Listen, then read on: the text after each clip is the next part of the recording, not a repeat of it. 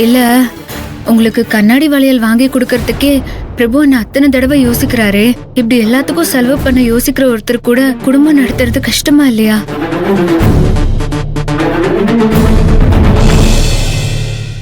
என்ன அதுல கோச்சுக்கிட்டீங்களா?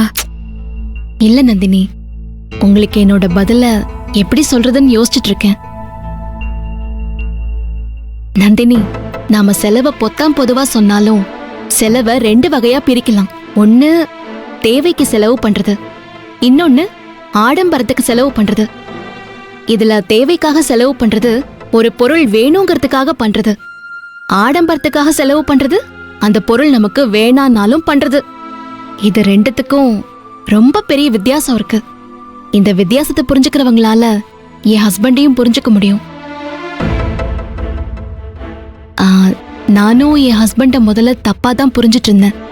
அவரை சரியா புரிஞ்சுக்கிற மாதிரி ஒரு சம்பவம் நடந்துச்சு.